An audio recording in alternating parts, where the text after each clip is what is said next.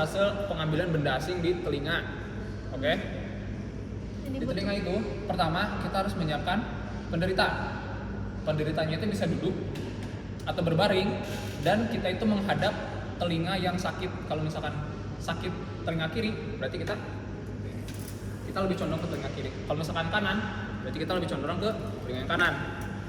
Pun kalau berbaring di kasur seperti itu, pokoknya kita lebih menghadap ke telinga yang sakit. Itu menyiapkan penderita. Selanjutnya kita menyiapkan alat-alat. Jadi alat-alat yang kita gunakan itu pertama ada headlamp. Selanjutnya ada spekulum seperti inspeksi telinga biasanya. Ada otoskop. Ini alat untuk inspeksi aku nyebutnya. Selanjutnya kita akan menggunakan alat untuk ekstraksi. Alat ekstraksi itu apa aja? Pertama itu ada forceps alligator. Anggap ini forceps alligator. Selanjutnya ada cerumen hook. Terus ada cerumen loop. Selanjutnya ada super glue atau lem. Selanjutnya ada suction. Terus selanjutnya ada yang namanya irigasi air.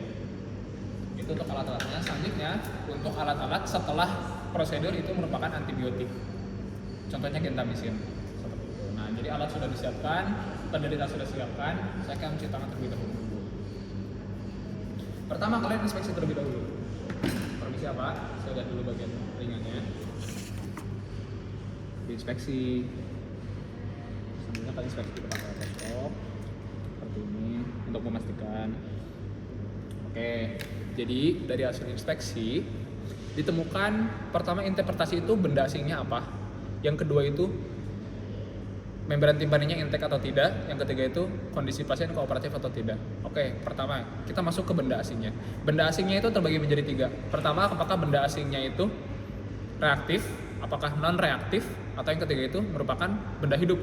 Nah, jadi saya dari hasil inspeksi ditemukan bahwa benda asing yang berada di telinga itu merupakan batu yang merupakan non reaktif. Lokasinya ada di bagian pars osea, masih di bagian luar, tidak terlalu dalam, dan juga masih ada rongga untuk memasukkan cerumen hook. Maka dari itu, saya akan menggunakan cerumen hook sebagai alat untuk melakukan ekstraksi pasien. Seperti itu. Selanjutnya dari udah dalam pakai apa? Nah, misalkan lebih dalam nih, kita bisa menggunakan pinset alligator untuk diambil, dijepit, atau kita bisa menggunakan cerumen hook juga, atau kita bisa menggunakan irigasi air jika membran timpaninya masih intek. Lalu selanjutnya kita ke interpretasi selanjutnya itu membran timpani. Nah, jadi dari hasil inspeksi juga membran timpani terlihat dan ternyata membran timpaninya masih intek, tidak perforasi. Seperti itu. Selanjutnya dari pasiennya juga sendiri kooperatif, sehingga saya memilih untuk menggunakan cerumen hook dan juga menggunakan irigasi air untuk melakukan ekstraksi. Baik, selanjutnya setelah kalian memilih, kalian siapkan alatnya. Pertama ada cerumen hook, selanjutnya ada irigasi air. Nah, untuk irigasi air sendiri, pertama kalian arahkan ke bagian telinga. Selanjutnya kalian irigasi air itu menggunakan air hangat 37 derajat suhunya, terus ditembakkan ke dalam telinga ke arah posterior. Ini berarti posisi pasien tiduran? Tiduran bisa, duduk juga bisa. Oh, okay. Ditembakkan dus irigasi air sehingga barang benda asing yang di dalam itu lunak atau lebih mudah digerakkan. Selanjutnya kalau sudah mudah digerakkan, kalian menggunakan cerumen hook atau misalkan menggunakan forceps alligator, bebas tergantung dengan kasus, untuk mengekstraksi bagian benda asingnya keluar.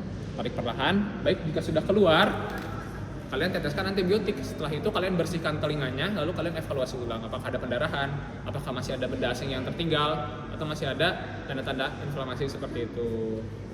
Udah selesai prosedurnya. Tapi kalau misalkan kalian menemukan ada benda asingnya itu merupakan hewan atau benda hidup, maka kalian harus bunuh dulu hewan atau benda hidupnya. Menggunakan apa? Menggunakan minyak mineral atau menggunakan alkohol 70% dengan cara diteteskan lalu ditunggu 2-5 menit.